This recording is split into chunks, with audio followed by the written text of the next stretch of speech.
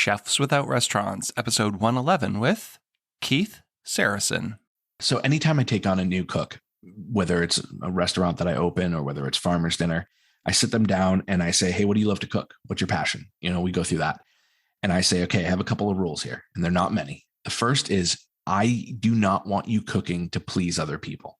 You're not cooking for them. You're cooking for you. And it's something that most chefs are like, wait, what? And I'm like, no, you're not cooking for them. I don't care if they want that. My job and our job as chefs is to educate the public on what they should be eating. You go to a dinner at Per Se, and there's probably people who have not had the, oysters and caviar dish. I get that. There's probably a lot of people who may say, oh, I don't want to eat this. And so as we build rapport and trust with our customer, we start to realize that our job is to teach and educate them.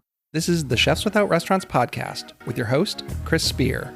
Each week, I'll be speaking with food entrepreneurs and people in the culinary industry. If you're interested in learning more about our organization dedicated to helping people build and grow their food businesses, look us up on the web at chefswithoutrestaurants.com and .org, and on Facebook, Instagram, and Twitter at Chefs Without Restaurants. Now, enjoy the show.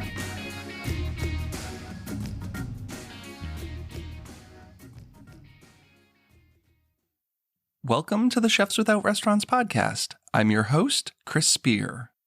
On the show, I have conversations with culinary entrepreneurs and people in the food and beverage industry who took a different route. They're caterers, research chefs, personal chefs, cookbook authors, food truckers, farmers, cottage bakers, and all sorts of culinary renegades. I myself fall into the personal chef category, as I started my own personal chef business, Perfect Little Bites, 11 years ago. And while I started working in kitchens in the early 90s, I've literally never worked in a restaurant. This week, my guest is Chef Keith Sarasin. With his business, The Farmer's Dinner, Keith and other guest chefs bring a multi-course dinner out to the farms of New England. Keith also has a deep love and respect for Indian cooking, which he expresses through his Indian-inspired pop-up experience, Atma. On his More Than Masala podcast, he and co-host Ragini of Third Culture Cooks take a deep dive into a singular spice. And while we didn't even get into it on the show, Keith's published a number of cookbooks. On this episode, we discuss farm-to-table cooking and being a responsible chef as it relates to your community and the environment. We talk about food waste, educating your customers, cultural appropriation, and mental health. And of course, we talk about Indian cooking and his podcast.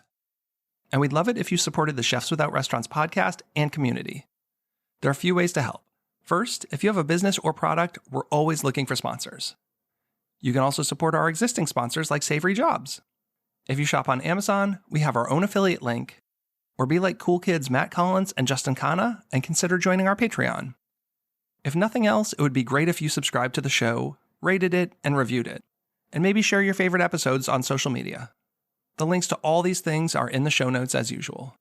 The support means everything to me. And now, here's a word from this week's sponsor, Savory Jobs. Are you shocked at what it costs to post a job ad? Instead, imagine a job site for restaurants only, where you could post as many jobs as you wanted, and it only cost $50. Not for each job you post, but for all the jobs you post, for an entire year. Well, my sponsor, Savory Jobs, has made that a reality. They've launched a revolutionary, easy-to-use job site just for restaurants. And it only costs $50 for unlimited job posts for an entire year.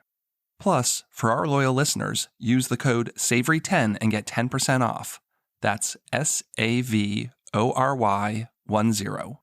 So go to savoryjobs.com and discover the job site that's shaking up the restaurant industry. Forget the big corporate sites like Indeed and Monster.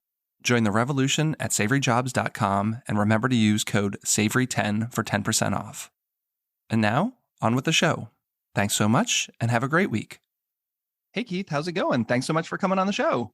I am so excited to be here. Thanks for having me. I'm looking forward to talking to you. It's been a while since we've chatted, but I've been following along on your journey, listening to the podcast and seeing all the cool food that you're making. So look forward to sharing that with the community here. Thanks so much, man. I appreciate that. Well, you're a guy with a podcast about spices, so I'm going to just jump right into this. If you described yourself as a spice, what would that be? Whew, man. There's so many podcasters who do great questions, and I love this one. I would say I'm probably Probably a green chili. There's times where I get fiery. There's times where where I'm ready to just go, and I feel like it's a staple for so many South Asian dishes. Little kick to you, not too hot, Yeah, but enough to know that you're not messing around. exactly. I'm here for Well, I like to keep it weird. So, I figured I'd just jump right in there. We'll it. get into the whole spice thing and the podcast thing in a little bit, but I usually start the show by getting into your backstory. How did you get into food and cooking? I mean, did you always want to be a chef, or is it something you fell into like many of us do? For me, I always envy the people who have these stories of like, I knew, I wanted to be a chef when I was younger. I didn't have that. Cooking to me was a way that I could pay my way through college. So I'd go to school in the morning hours and through the afternoon. And then at night I would pick up shifts and just cook. I didn't have that like love with cooking. To me, it was a necessity. So I grew up with a single mom who worked a lot, and it was my way of being able to help out. And, I didn't fall in love with cooking until cooking changed for me. So for me, my friend Steve, he was the one who wanted to be the chef. Man was absolutely incredible. So I'd follow him from job to job, and he would end up being a kitchen manager, and things like that. And he just inherently tagged me along and run me through the mill. But his food was always really great. He had the love for it. And years later, as we continued in our career, and I eventually graduated college, he ended up getting really sick, and he came down with stage 4 cancer. And when I was there kind of visiting and helping him through chemo appointments, he would always kind of look back and be like, hey, remember that chicken dish we did? You want to make that? And cooking changed. It wasn't about food anymore. It was about serving somebody from a soul level, right? It's about taking care of it. Like we all have that memory of, a grandparent or a loved one who serves us, chocolate chip cookies or something indelible that we can close our eyes and relive that moment when we smell that thing. And that's what cooking became to me after Steve got diagnosed. I realized it was so much more than just the bull that we deal with on the line. Yeah, I mean, I think that's what connected me to food. Like, it's amazing how much a smell can transport you to a place. Like, there's definitely smells, and not just food, but I mean, food is the biggest one where it's, like for me, donuts. My great grandmother used to make donuts, and it's really just the smell of like grease, right? And like fried food. But something about that, like when you smell it, it's like I can almost feel like I'm 6 years old in like her kitchen. You know what I mean? And it's so cool because there's a famous psychologist named Dr. Prevost, and I tell this story a lot because I love it. One day he was dipping, Madeline cookie into tea, and he ate it, and it brought him back to that moment in his childhood. And it's called the Prevost effect, where you actually go to that moment where you can relive that memory. And as chefs, we always talk about flavor memories, right? We like, how do we elicit those responses in our diners? And I think that's what the mark of a great chef is. Really, it's eliciting those things. Something I've talked about with other chefs is how can you kind of tap into that nostalgia in someone you don't know? So I think, quite often you make a leap that like, most people have had this dish. And if I do this, even in a playful way, like maybe I can transport them back to their childhood. But, like for me, I grew up in New England, and things like baked beans, like I know if I make baked beans for customers down here in Maryland, it's not necessarily going to transport them to the same place in time that when I have a bowl of them will. Yeah, it's the fluffernutter, right? It's Yeah. like we love, like us as New Englanders, we love fluff. And if you don't love fluff, you can't be part of our crew in New England. I did my culinary internship in Minneapolis, and I couldn't find fluff out there. And I was like, what? And someone finally told me you had to look in, I think it was like the ice cream aisle, like they kept it on top of the freezers, like with Hershey syrup as an ice cream topping. And that was the problem. But it took me forever to figure that out. And I still don't think everyone even had it there. What an abomination that is. I mean, that thing deserves to be top shelf right next to the peanut butter, because every New Englander knows that combination of fluff and peanut butter is so iconic to our childhood. Yeah, I got to go buy some. I haven't had it in a while, and I have to make sure my kids grow up with that. But they're going to have their own weird Maryland food things that I didn't grow up with, I guess. Can we get Fluff to sponsor this at this point? Because I just want a fluffernutter now. I'm going to reach out to them when the show's over. Please do.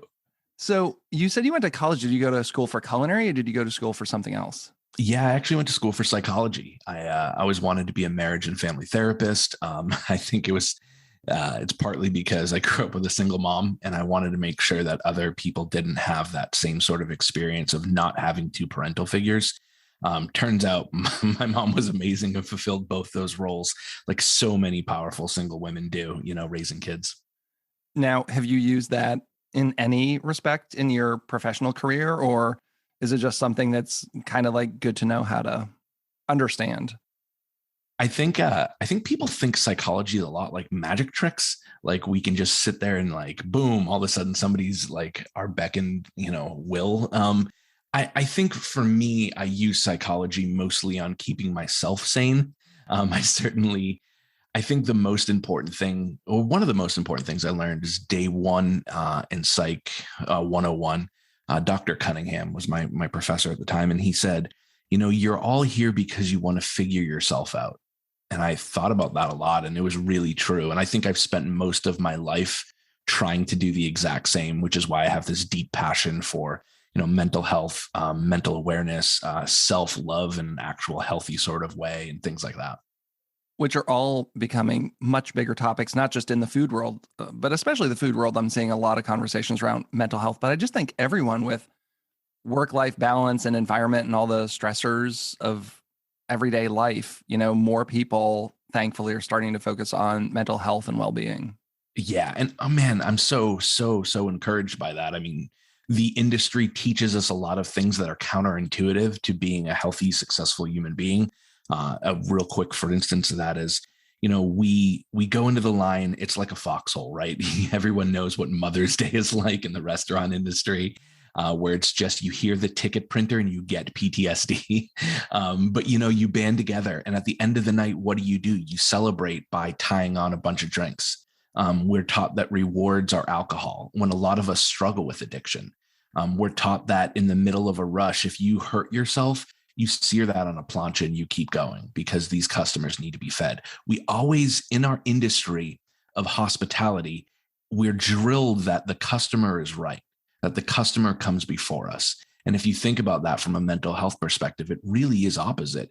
If we aren't our best friend, if we actually don't stand up for ourselves and learn to put healthy boundaries in place, that bleeds into our food, it bleeds into our leadership styles, and it bleeds into the environments and cultures in which we try to create once we are restaurateurs. Oh yeah. I mean, I was at work when I found out my dad passed away and I still finished out my shift, like instead of dropping everything, it's like, well, he's already gone. What can I do? Like, I'm just going to finish out. I had about 6 hours left. I remember just a couple of years ago, a chef I was working with cut himself really bad, went to the ER, got stitches. He was back for dinner service. Like any normal industry, people would just take the night off, but it's like, oh no, it's 3:00. I can be back for dinner. Yeah. It's weird that we reward bravado on this level that isn't healthy, dude. Like I love being in that foxhole with a great crew, right? I love that feeling. And I think that's why we kind of strive to go into this industry. We find this, brokenish family in the best way. And I don't mean the people are, I mean, we're all messed up, right? We all have baggage, but I think we learn camaraderie. We learn leadership. We learn all these great things in our industry, but it becomes this self-destructive imploding thing when we don't put ourselves first and take care of ourselves. And that's, man, I'm so sorry for your loss. And like, that illustrates the moment where a leader needed to step up and be like, hey bro, I see you. I feel you. I've got you. Go. Yeah. I mean, and it made me change. I mean, it changed everything. Like basically after that, my mom had already passed away. So it was like, I had kids and I've said, I wasn't going to make the same mistakes with my kids. Like I didn't spend enough time with my parents when they were sick and not doing well. And you can't get that time back. But like when I had kids, that's when I decided like, as long as I was at that job, I would do what I needed to do, but no more bending over backwards. It's like I had a weekend planned with the family and then it's like, hey, can you switch and work another weekend? It's like, nope, I have plans. Whereas, when I was married, but no kids, I'd say, sure, we'll figure it out. But then, just like, I'm not going to be that guy who's going to be divorced and their kids aren't going to know them. Like for what? For a job that pays you like $50,000 a year that they don't even really care about you, Yeah. It hurts me because like hearing that story, it's a lot of what I feel is a part of the industry that's so wrong, right? Where it took you the loss of your father, Without a doubt, one of the most, if not the most pivotal person in your entire life until your kids came along, for you to put up that boundary. And I want to create an environment in the restaurants that I open, in the businesses that I run. I want to create an environment where we don't have to teach people to put up that boundary after the fact. We're there for them, helping guide them so that they put up that boundary naturally before they have the regret. Well, I look forward to you being one of the people in the industry that we as cooks and chefs can all look up to. I'm optimistic because it seems like there's a lot of people who are just going out there, changing the way the whole food industry is running. And that makes me really hopeful. So what do you do? What is your day-to-day job? Yeah. So for the last coming up to decade, which is crazy to say, I've owned and operated a company called The Farmer's Dinner. The Farmer's Dinner is this beautiful multi-coursed meal that we present on various farms throughout New England. We basically I came up with the concept in 2012, where I was, I spent a lot of time in restaurants and I was so tired of sourcing ingredients from, 1,500 to 3,500 miles away. And I was like, there's got to be a better way. And, the owners of restaurants are always like, well, hey, Dole and Bailey and all these great companies, which are really great, mind you. They show up the next day and bam, you got everything there. We have a global supermarket at our fingertips. But I wanted to know, Maya Angelou has this great quote. She says, you did what you knew how to do. And when you knew better, you did better. And so I wanted to know better. So I up and quit, and like we always do. And I spent about 6 months on local farms across New England, getting to know the farmers, getting to know growing cycles. Like I was the chef, and I didn't understand when apples came. I knew it was like a fall thing, but I didn't know that there's an early bloom of apples that happens in, really the first couple of weeks of August. I didn't know that there was, 41 different varieties of heirloom apples that grow literally miles from where I was cooking. I didn't understand that strawberries have a 2-week cycle, and it's called these micro seasons, and it always happens right at about Father's Day. So it's like, I didn't know this stuff. I knew how to make mother sauces and all this stuff, but I didn't know how real food was grown. And that changed my world. So I wanted to basically honor local farms. So we threw the first Farmer's Dinner in 2012 in Nashua, New Hampshire. And it was in this restaurant run by a great chef named Joe Drift. And the concept was simple. I wanted to bring the farmers out to tell some stories of what it's like to farm nowadays. I wanted to source everything that I possibly could within a 50-mile radius. And I wanted to have an interaction between real farmers and the people who are eating their food. At the end of that night, it sold out, which I was crazy. I didn't even think it was going to sell out. I had no idea what I was doing. And I didn't cook it. Joe cooked it and did a great job. And I was just kind of like the facilitator. At the end of the night, people kept coming up to me and they were like, Keith, like this was incredible. Like this was this great event. I really didn't think about it like an event, to be honest. And I certainly didn't think about it like a business. I just had this passion, to support local farmers who are so cool, and took me in. We decided to throw the next one about 3 months later. And when I put it on sale, within 24 hours, it sold out. And we ended up having about 110 person waiting list just for that event. So it was really crazy. And then as we kind of went on, I always said, this would be incredible outside. Like instead of bringing the farmers to the restaurants, why don't we bring people to the farms? Because my goal was to support farms. And if farmers are donating food to us, that doesn't help them.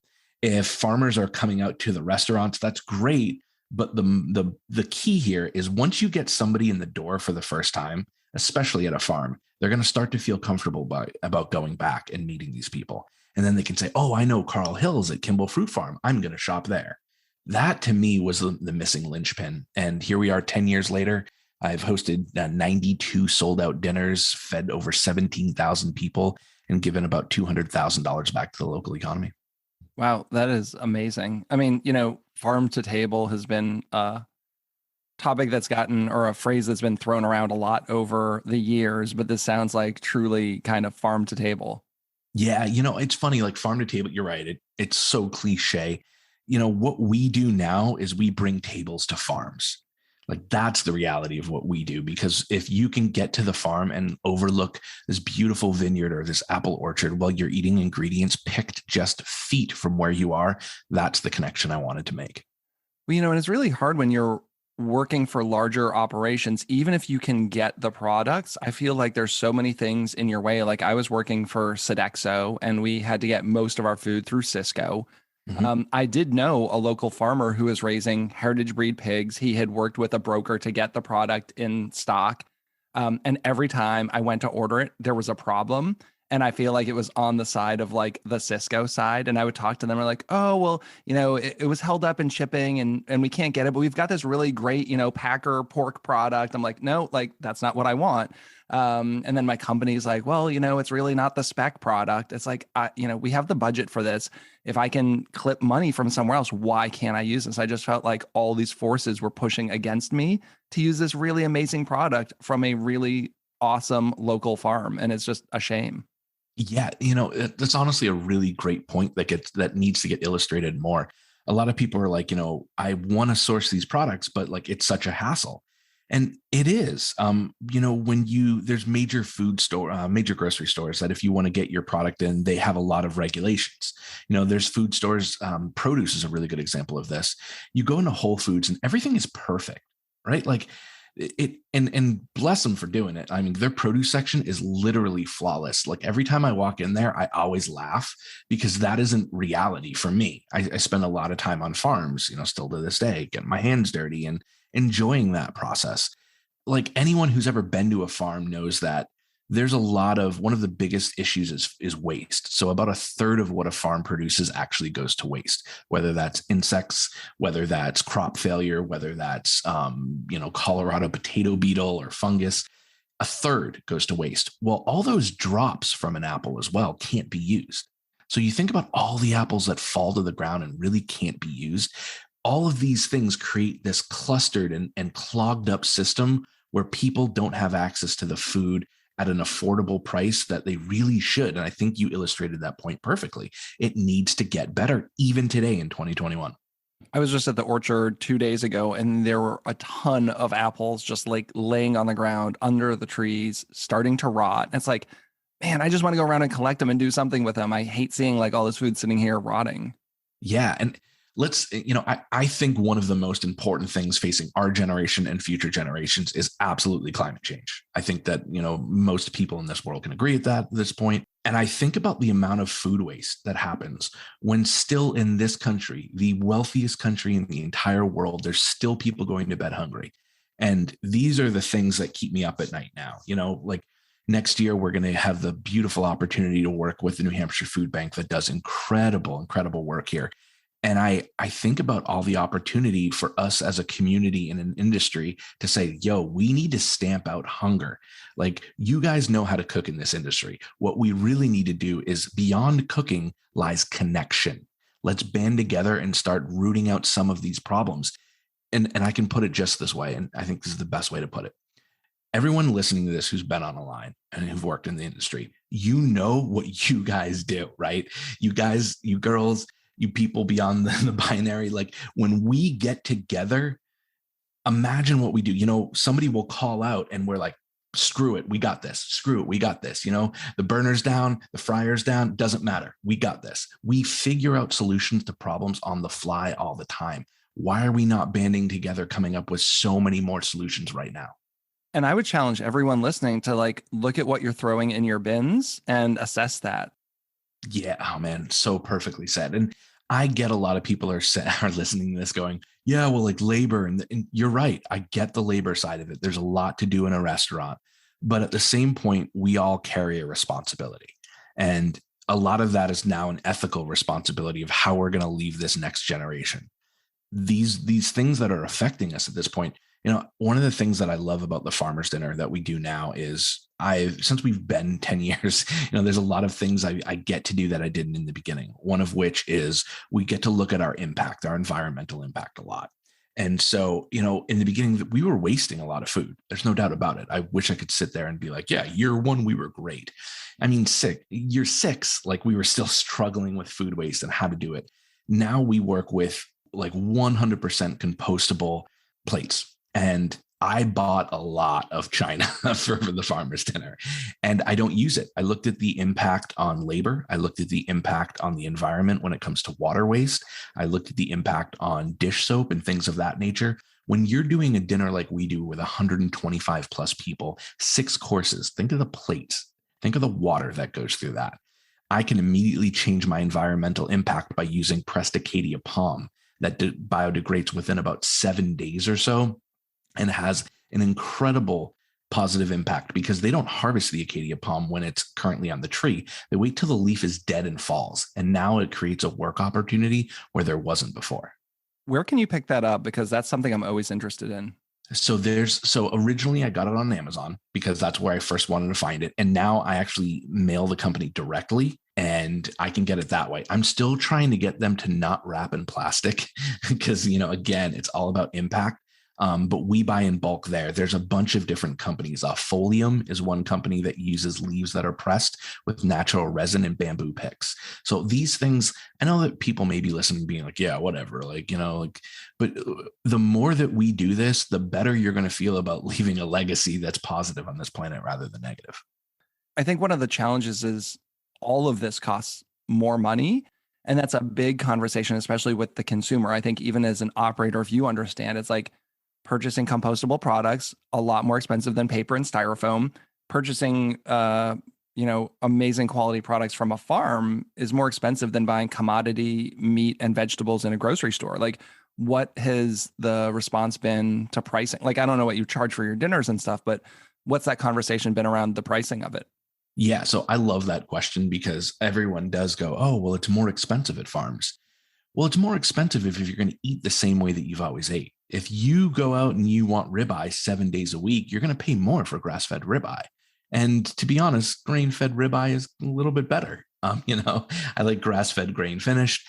Here's the thing. When we boil it down, this is how I justify the cost. Number one, my job at the farmer's dinner is I call up a farm and I say, hey, Carol from Miles Smith Farm, I'm going to be sourcing some beef for this next dinner.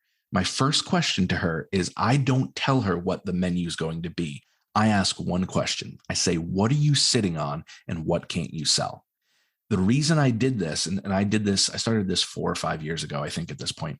The reason I started doing this is number one, when a cow goes to slaughter, I'm not the one sending it there. I'm the one who's trying to take it and say, I know everyone wants filet. I know everyone wants ribeye. They want tenderloin.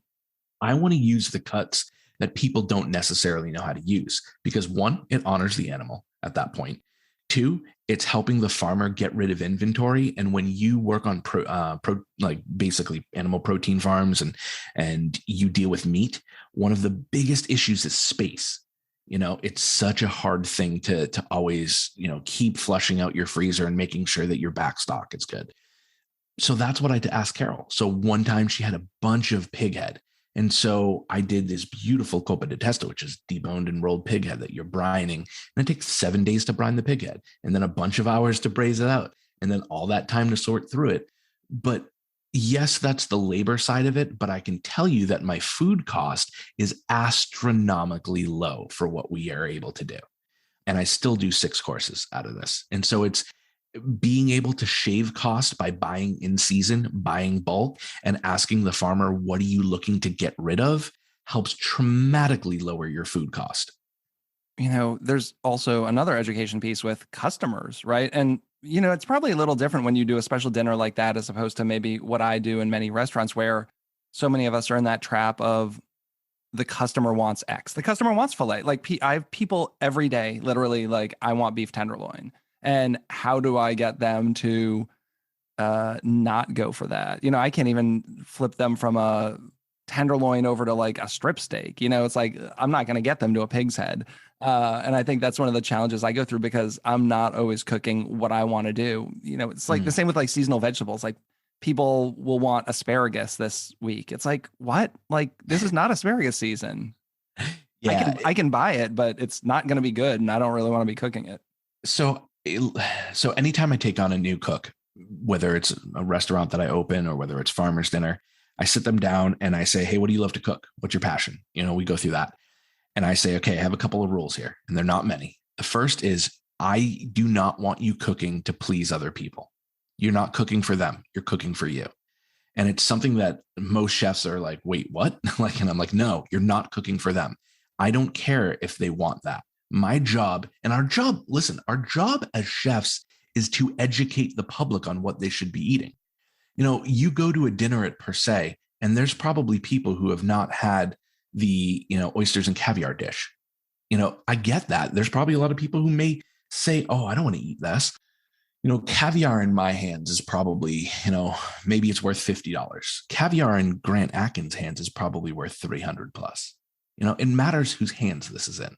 And so as we build rapport and trust with our customer, we start to realize that our job is to teach and educate them. One of the ways that you can do this is you start doing ragouts, you start doing offcuts and saying, hey, we're going to make this really delicious thing that's pulled braised and it's in a form that people can get with some freshly made pasta. And all of a sudden they're going, oh man, this is so good. What are we having? Oh, this is actually pork jowl. It works exactly like pulled pork. And then you're automatically using the offcut, which is better for the farm. It's better for your bottom line. And it's something that the customer is now educated with and happy with. Yeah, I think getting them to see the value in that when you do a ragu, it's like they don't want to pay as much for a ragu dish as like a steak or something, even though it's just so weird. I do a lot of things like that. Like I have a lamb and grits dish and I don't say what kind of lamb it is. And it's very open to like whatever I get. So if I can get a good deal on a leg or a shoulder or whatever, I'm just going to braise it on down. But there's still, it's like the idea of like people don't want to eat chicken because they cook chicken at home all the time and it's cheap. So they don't see it as a luxury ingredient, even if you do amazing things with it. It's just like figuring out how to sell that kind of stuff to people. Yeah, and man, it's so true. But I think if chefs would stop the bull of saying, hey, it has to be this, it has to be that, it has to be those key ingredients. Man, foie gras tastes really good. Like no one's going to deny that, like it tastes great. Like, but do I need to have that all the time on a menu to be bougie and to be cool? No, not at all, man. Like, and I respect the people who want that on a menu. Like absolutely respect, man. It's delicious, delicious stuff. And it takes skill to prepare it, right? And, especially foie gras terrines and things like that. But at the end of the day, when I sit there, and I say this to a lot of chefs, I'm like, last meal on earth. And I know that's so tough, right? Because we're like, oh man, it'll be this, that. I guarantee these people aren't saying I want a dehydrated oyster crisp. They're not saying that. They're being like, I want my grandmother's, casserole. Like it's the things that provide us comfort. And it's the things that provide us back, full circle to the memory and elicit that prevost effect.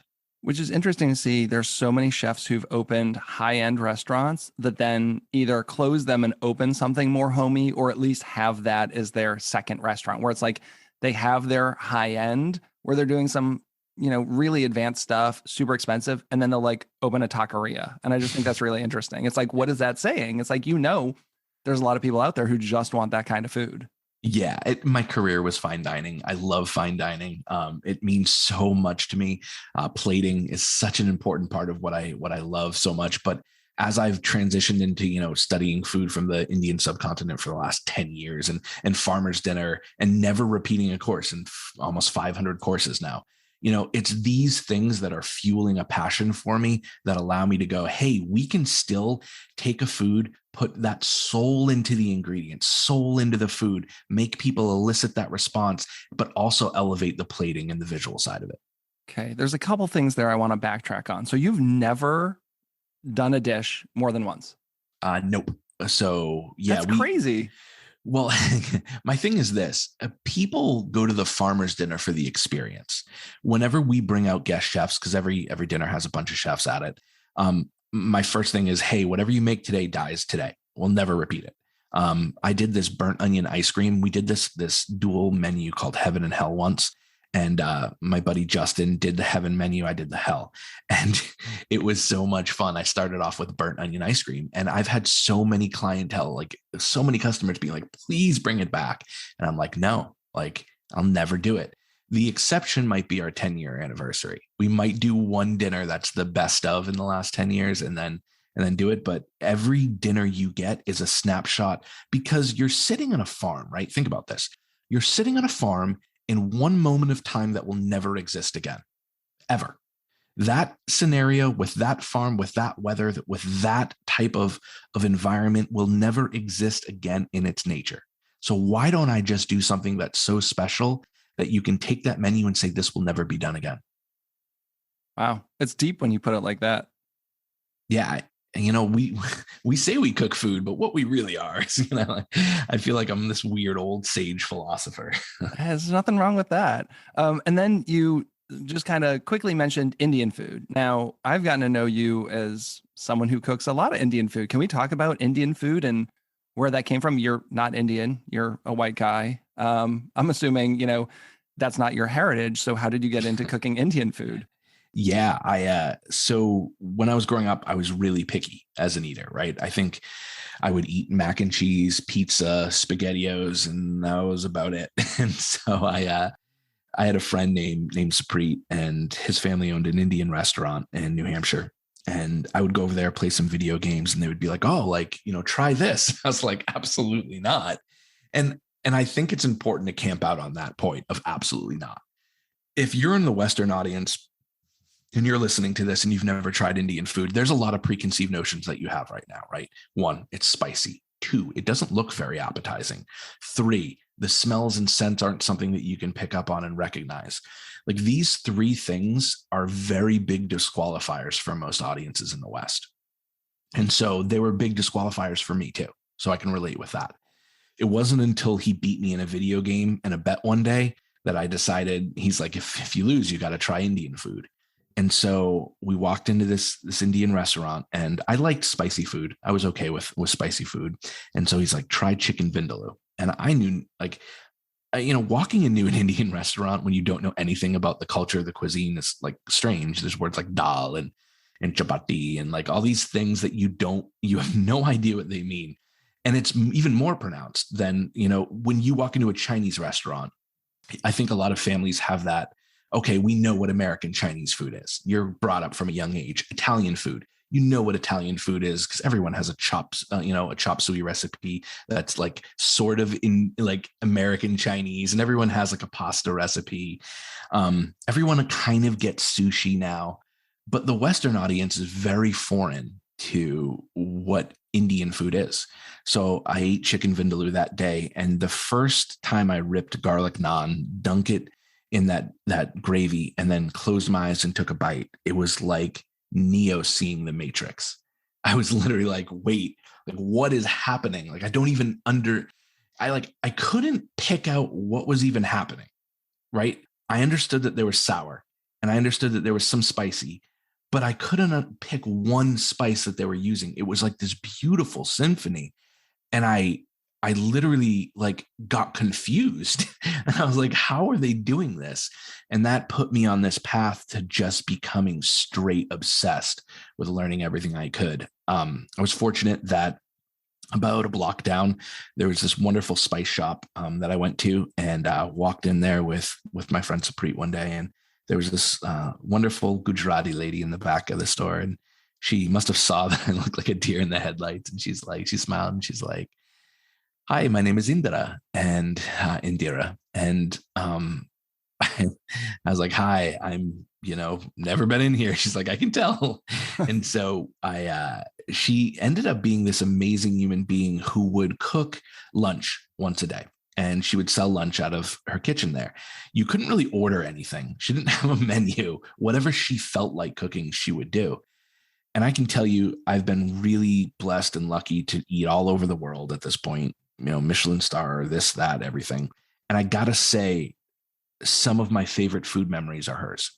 And they came out of a styrofoam little package that she would put all of the to-goes in. And I always try to tell this story, and it always gets challenging for me here because the food wasn't pretty.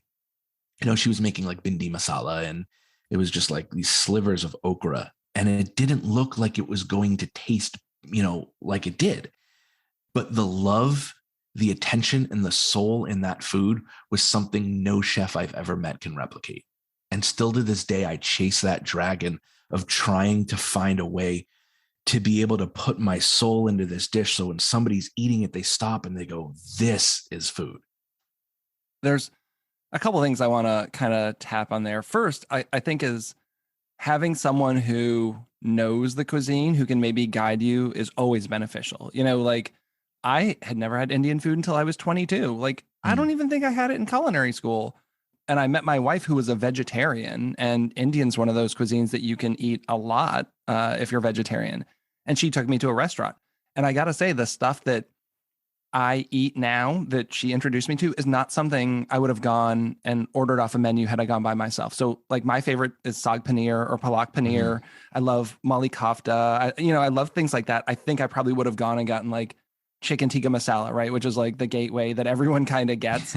But having someone who was familiar with the cuisine to kind of guide me, I think is a good place to start. You don't always have that. Yeah. But like my parents would have never just gone to a random Indian restaurant, having never been, and just ordered food. Like that's just not the environment I grew up in. Yeah. Oh, for sure. And same. My mom was a very picky eater, so it was like passed on to me. Indra wasn't the type. She would always say, "Oh, you should try this. You should try this," but she didn't teach me to cook in the beginning. It took a tremendous amount of willpower on her part to say no, and also my part to keep going in. So I would go into her store day after day and say, "Can you teach me something? Can you teach me something?" And she's like, "Oh no, like you're, And I was like, "But I know how to cook. Like this is like a thing." And so after months and months of this, she needed some website help. I helped her on a website, and she agreed to teach me one thing. And I mean, I have stories of walking in there, and there's these stories that are indelible, walking in and it smells like incense early in the morning. And these artis are prayers, like these hymns are playing in Hindi. And I wanted to show her a tremendous amount of respect. And so, things like turmeric, that I knew in the West. I didn't use we don't use a lot of turmeric, right? We have it in like lattes now because it's the bougie thing to do. And you have like really old turmeric that's like lost all of its flavor because you bought like one McCormick container of it like 3-4 years ago to use like a teaspoon, and now it has lost all of its flavor, right? Yeah. Like people don't understand that like spices actually have shelf lives too. They can't just stay in cabinets forever. And like, so for me, I wanted to start to learn spice names in Hindi. And so, I'd be Googling things and I'm like, oh, turmeric is haldi and cumin is jira. And like, so I would say these things to her, and I'd watch her be like, oh, he cares. He's trying. And so I would get kicked out of her kitchen all the time. I'd cut onions and she'd be like, that's not how you cut onions. And I'm like, no, that's like how you cut an onion. And she's like, that's how the West cuts onions. And she'd be like, make me rice. And I would make rice. And she's like, no, what are you doing? No. And she would say, hold on for one sec. Like, do you wash your rice, or like, as someone who did not grow up with the culture of rice, I don't think I even rinsed my rice until like 4 years ago. Like you rinse your rice now, right? Oh yeah. Now it's like it's a freaking ritual. Like it's drilled into me where like, we'll take basmati, for instance. Basmati is really important because any long grain rice you do want to soak for a while. So I'll soak it in very cold water. And then the first thing that she would teach me is she's like, after you soak it for an hour, you massage the rice under the water. You're literally massaging it. And she goes, the rice is ready to be cooked when the rice runs clear. And like, if you've never understood like how long it takes to actually get rice clear, or the water clear, it takes a tremendous amount of time. And then the method in which I do it is very different depending on Sona Masori rice or basmati rice, or, insert next rice here. There's more than 50 varieties of rice around, India alone, never mind the subcontinent. And every single one of them, I just opened the bag, put it in a measuring cup, put it in a pot, and put twice as much liquid in, and called it a day. No rinsing, no massaging, no soaking. That's how I've cooked rice like my whole life, right. Which has started to change over the past couple of years as everyone's like, don't white people know how to cook rice? I'm like, I don't know. Maybe I don't know how to cook rice. And I'm big enough to say that I didn't start to learn until I was in my 40s. So when I started learning to cook biryani, and biryani is almost like American chop suey for us, right? In the context of, there's so many states in India that have different biryanis, whether you have Hyderabadi biryani or, you have Lucknow biryani, like all these different biryanis, Chennai, Calcutta, and they're the same in the concept. They're very different in the styles and the spices. So when I started learning to cook, I like cooking a Lucknow biryani, which tends to be meat forward, tends to have just a lot of like masala. Masala basically is the word for spice, by the way. It just means spice blend. So when I started learning to cook that, I would take biryani and Indra would be like, every grain of rice must be perfect.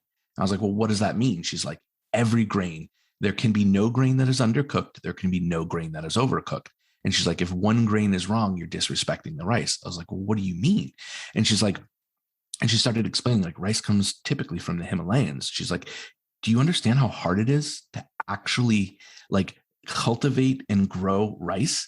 She's like, it's a tremendous amount of work that people put a lot of effort into. You must honor those. And so it's like, these are the voices that I have in my head every single time I cook, whether it's at Atma and what I'm doing, or whether it's at home, just pulling out a spice cabinet. No pressure. Yeah, no, my life is literally this constant stream of like her, my Guru Kurush Dalal in Mumbai, just saying these things, Ragini, like saying these things of what matters. I want to go back to like the way food looks, right? Because I think as chefs we're taught, you eat with your eyes, you have to make it pretty. I notoriously hate throwing things like microgreens on a plate just because. And I feel like that's one of those things that we do just to kind of doll it up. But, what, I don't know, the collective we, like, what can we do to kind of change the perception that like food doesn't always have to be intricately plated and look a certain way, that like the most delicious food quite often looks terrible and doesn't Instagram well. Yeah, for sure. I mean, we can all like chicken tikka masala is a delicious dish, right? Like anyone who kind of has had it before, it's delicious. It's craveable. That with naan, garlic naan, tastes amazing. I'm not here to say that doesn't, but I'm here to say that it's not always the prettiest dish. There's a lot of things that the West knows as curries, right? Which, everything's curry when it comes to that food. I started taking the approach early on when I started tackling food from the subcontinent. I started saying, like, I want to create food that is authentic in flavor, but has modern plating techniques and styles associated with it. So I would take something like chicken tikka masala and I would say, okay, if we're breaking down the sauce is actually gorgeous. If you just take the protein out of it and take the sauce, it's a beautiful sauce with a great consistency that spreads well across a plate. Now, if I take the protein with it, whenever you do chicken tikka masala, the root of that is something called chicken tikka. Tikka means pieces in Hindi. And so it would be these chicken pieces that were marinated in ginger and garlic and beautiful, beautiful aromatic spices overnight. And then you would take that and you would put that on a skewer and put it in a tandoor oven. And then that chicken now has this charcoaly, super tender flavor to it with a smokiness. And then you would take that and put it into the sauce. And I'm like, well, if we're just separating the layers of that, but allowing them to touch, that's refinement. Because now I can take a piece of chicken and say, I'm going to do this beautiful chicken that's marinated in the same sort of way, skin on breast. We'll take it just as this, for instance. So this is a dish that I've done. I'll sous vide it first. I'll finish it over really hot coals to get that flavor to it. Slice it thin, and then I put that on top of that beautiful sauce that's right in the middle of the plate. And I like to finish it with two things. One, brown butter milk crumbs, because when you're browning the butter, you're starting to separate it. You're getting this nice, beautiful nuttiness to it. And then when you add milk powder to it, it creates this crumbly texture that melts in your mouth that still works on the dish. And then the second thing I like to do is just dots of cilantro oil. That's how I finish the dish. And so every bite of that is chicken tikka masala in every single solitary way. The only thing I'm doing different is just changing the plating approach. That sounds delicious. Count me in for a plate. Thanks, Ben. Anytime. So has there been pushback to you cooking Indian food without this being like a super huge thing on cultural appropriation? There's been so many conversations about that, but I mean, it is an issue and people, bring it up all the time now. Like, what's the reception been to you cooking Indian food? Yeah. So, I mean, I'm a white guy who lives in New Hampshire, right? Cooking. It's a very white place. Yeah. A super white place. So first of all, it's kind of like this. So I spent a lot of time in the beginning defending myself, or, really just like putting up that wall of saying like, why do you feel this way? And trying to really engage deeply in that conversation. And I think that there's still some merit there. I would bring these questions to my guru, Kurush Dalal, and he would say, to hell with them. And then I'd always laugh and he'd be like, no. He goes, here's why. And this started to get me to think in a whole different aspect. So one of the most iconic parts of Indian cuisine, we'll talk about the chili, right? Spiciness, chili. Well, the chili is an Indian. The chili was brought to Goa by the Portuguese. You think about tomato. Tomato is the root and the backbone of a lot of different dishes that bring a sweetness to it. The tomato was not brought there. It was brought by the Portuguese. You think about cauliflower and how cauliflower was brought by the English in the 1600s. You think about potato, aloo, like I was just saying, brought by the English. If people want to say I'm appropriating food, number one, you have to understand that this is something I study every single solitary day, whether it's a food and politics course with Kurush, whether it's countless hours of reading and researching. When you go to my Instagram, it's a variable, it's just a dump of history when it comes to food from the subcontinent. So I'm not sitting there being like, hey, what's up? Here's a chicken tikka masala pizza on naan bread, and like, go send it, go me. This is something I have a deep respect for. The other thing is, how can you actually appropriate food? Whether it's any culture, appropriation in its definition is taking without asking permission from anyone. As far as I understand it, no one owns food. No one. Now, I certainly wish that every single person who worked with food that they weren't familiar with would do a tremendous amount of research, send that love back to the people, constantly promote the people in which they're cooking that cuisine. I spend insane amounts of time talking to my friends from the subcontinent, more so than I do my friends around here at this point, because it's where my journey is. We don't own food. And if somebody says, hey, you're appropriating Indian food, well, you guys are appropriating food from Mexico. And where's Mexico appropriating food from, right? We don't own food, but we should, and I cannot stress this enough, we should be doing everything in our power to promoting the cuisine in which we are cooking. Because if we are all lighting up, that cuisine can now have its day in the sun and be put on that pantheon of greatness, just like French cuisine, just like Japanese cuisine is now. Food from the Caribbean, food from the subcontinent, this all needs to be there. Food from Africa, West African food, Guyanese food, all of this food deserves to be on the exact same platform with the fine dining French food. I've talked about this a lot with different people, and I don't think anyone's said it as clearly as you. So thank you for that. I really appreciate that. I think it's a great point, and one that, I don't want to talk about all the time, but I think I thought you'd be a really good person to talk to about that. Thanks. Yeah. It's something I take really serious. I don't take personally, I take serious, right? Where the most important thing for me is to honor the people who have helped me get to this point. And it's to honor the cuisine. It's not about Keith at the end of the day. So the restaurant that we're going to be opening, the pop-up series that we do, it's called Atma. It's the Hindi word for soul, right? The better translation is the truest expression of oneself. The reason I called it Atma is because this is the truest expression of all of my food. My entire life has boiled to this moment where it's something that I feel like I am literally obsessed with, and I can't quench that fire. So my job is to take that and show everyone who will listen, anyone who will listen. I'm like, hey, you need to try this. Hey, you need to check this out. So if you get inspired, maybe you spend your dollars, because we vote with our dollars, right? When we do takeout or we decide, there's some wonderful restaurants in this country.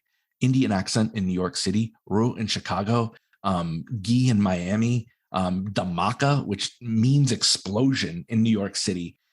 Dhamaka is one of the greatest restaurants I've ever been in because they're putting Indian food in this beautiful context of village cuisine.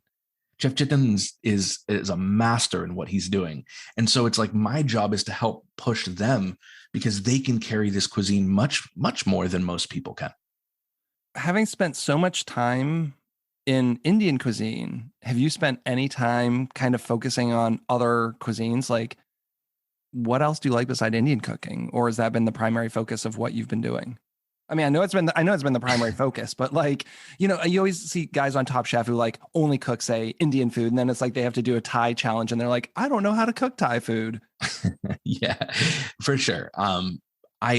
For me, I spent so much of my career just learning what I would say just like new American cuisine, where I'm cooking with the seasons. I'm cooking food that's super hyper fresh. It's that new kind of new Nordic style. I've really loved that. And it's something that will always be my default. I feel really confident in my ability to execute those dishes really well, and continue to do that. And at Farmer's Dinner, when I'm putting out a course, it's not Indian food, mind you. Like there may be some influences here and there. There may be some masala blends. There may be some chutneys that I've kind of backboned into that, but it's not Indian food. Atma is my expression for Indian food. I would love to explore so many other cuisines, but I feel like, to be very honest, if I lived 100 lifetimes, I might not even scratch the surface of how deep this cuisine is. And I'm going to devote the rest of my life to this cuisine. So, for those who want to learn more about Indian cooking, what are your favorite resources like books, websites? Like, if I just want to be a better Indian cook at home? Yeah, for sure. So I on my Instagram, I posted these 3 books that I reference all the time that I love in this cool little reel. I definitely would recommend those. India, the cookbook by Pushpesh Pant, is an incredible book. It's like a monster of a book. I find that is a really good reference guide. One of my little tips and tricks that I don't think I've ever revealed that I do a ton of and spend a ton of time late at night is YouTube. I cannot express how much YouTube I actually watch, especially at like 2, 3, and 4 in the morning, where I'm just looking at Indian street food. I've devoted the last, coming up to a year of really learning Hindi. And so my Hindi is getting okay here. And so I'm able to kind of really go through and be like, okay, I understand what they're talking about here and there. So YouTube is an incredible resource. And the other thing that I'd highly recommend is going out and trying stuff that you typically wouldn't. I don't need to go to a fine dining restaurant to get my Indian fix. I can certainly make things at home, which I do a lot, but there's some really great Indian restaurants I'm sure are right outside all of our doors. Start by exploring this a little bit more and more, and Google what you're doing, right? If you don't know what masoor dal is, like, that's a really great opportunity. Just, we all have this device that we hold in our hands most of the day that has every piece of recorded information that's ever existed. Like, wrap your mind around that for a minute. Like, the thing in our hand was 100 times like more powerful right now than all of the equipment that sent a spaceship to the moon. I'm in H Mart using Google Translate with the photo thing because I'll go in H Mart and be in like the aisle looking at Indian food. None of it's in English. I mean, some of it's in English, but like holding it up where it like literally translates it on the screen for you. Because there were some spices for me. One of the things is like the spices being in different names, and I don't remember what I needed, fenugreek or something like that. And it was the first time I bought it, and it wasn't called fenugreek or something. Yeah, exactly. Yes. And I needed the seed, right? And I'm like, is that fenugreek seed? And like, I had no idea, and I had to break out my phone and figure it out. Yeah. And it gets so complicated too. Like, again, I'm never going to be an Indian chef, right? I'm going to cook Indian food, but I will never understand the culture the way that the people who are brought up there. And so when you look at like something like fenugreek, the word's methi, but there's methi seed, there's methi powder, there's the vegetable methi, because methi seed will kind of germinate within about 7 days, and you actually have like methi, which is pretty awesome. And it's weird to think about it now because I label my spices in English, but some of them are labeled in Hindi because like I don't know, I forget the words for them at this point. It's so confusing. Well, and talking about spices, you have a podcast about spices now. Do you want to talk about your podcast for a few minutes? Yeah, I'd love to. Well, first of all, like, why did you start a podcast about spices? So coming up to a year and a little bit of change ago, I met one of my dear friends, Ragini Kashyap. And Ragini is an incredible teacher. She hates when I call her guru. So if she listens to this, I'm just going to say teacher. She's brilliant. She's a food researcher. She's an incredible teacher. And she was teaching this class along with my guru, Kurush Dalal, about food and politics. And I really was captivated by the amount of knowledge that Ragini had and just her passion for this. And so I was really honored. We kind of like followed each other a little bit, and I would always just be like, man, if I knew a quarter of this stuff, and I still say this to this day, I'm like, Ragini, like, I'll never know as much as you. And so she approached me and she's like, I'd really like to do something with you. And I was like, oh man, this is like, I was like, you sure? She's like, yeah, no, like, I think you really know more than you're giving yourself credit for. And we ended up talking about a podcast, and we landed on the phrase more than masala. Since masala means spices, we wanted to showcase that the food from the subcontinent is so much more than just spices. And it is. And so we wanted to say, let's take every episode as we take one spice and we deep dive into that spice from a historical standpoint, the usage standpoint. And I come on and I basically talk about, from a chef perspective, how I use that, what I do with those things. So you leave with a history lesson, you leave with some really mind-blowing facts that, dude, I am still to this day like, what? Like spices were currency? Like spices, like black pepper saved Rome? Like this is nuts. So I learned stuff like that. And then you're able to kind of take away and use some applicable things for spices right away. So it's pretty rad. Did you know anything about starting a podcast when you started a podcast? I had some really good friends who have some great podcasts. But no, I had one of my best friends is named Matt Jackson, and he's a singer and songwriter. And I was like, hey, I want to do some podcasting. Let's go buy some stuff. And he's like, it's like, there's a lot of mics out there. He's like, but the tried and true SM58, he's like, I think you're going to like this mic. And I've always used that. So he gave me a lot of tips along the way from a technical side of it. And then Ragini and I were like, we're just going to figure this out. And I think we're still in the figuring it out phase. We're not like you, like you're crushing it. But yours sounded good from the start. I didn't do any editing. Your sounds, I've listened to the first, I think like 3 of 6. I think you have maybe like 6 or so. Does that sound right? Yeah. But like the quality sounds amazing from the start, and the editing or whatever you're doing is working. Thanks, man. That's amazing, especially coming from you. Like there's like people we look up to you, like you, and I listened to your first podcast too, like dead serious. And, you were always there. And I think that's the part of it. Like to have a successful podcast, you certainly need the technical side of things, but I think the person has to be there. Your passion has to come through, and yours always does. Well, I think that's where a lot of the celebrity podcasts kind of fizzle out, right? Like you've got all the money in the world and you're Kanye and you want to start a podcast and you can hire producers and get the expensive gear, but like you don't have it in you and it's not really a good show, but it sounds polished, right? It's like there's a lot of YouTube videos I'd rather watch than TV shows that are on, NBC. Oh, for sure. Like that's why I always say I spend most of my time watching YouTube. I think the content creators out there in the world right now are like one of the things that we need to be talking more about, because man, like we live in this age where it's so cool to watch so many people just deep dive into like history and science. I'm a nerd, if you can't tell by now. Like I love history. And so like to be able to see people doing incredible stuff, man, it's a heck of a time to be alive. Well, and the barrier to entry right now is very minimal. I mean, you can put something out there that's not totally polished. I mean, again, with the iPhone, what you can do is amazing. I know people recording their podcast on their iPhone, and shooting awesome videos on their iPhones. And yeah, there's been an explosion of people creating content. And I think sometimes amateurs are more passionate about something. Like I look at the sous vide community, like I do some sous vide, but the home cooks who've just like taken it to the next level and are sous videing every day, like I learn way more from those amateurs than any other place I've ever learned about sous vide. Yeah. And that's like a testament to how many people like have a passion. Passion takes you, I say this all the time, like passion takes you so far, right? But desire is the thing that keeps you going even when the passion starts to wane. And so it's like, that's the important thing. Do you have kind of like an end date with this? Like what's the podcast looking like? Are you going to keep going for the foreseeable future?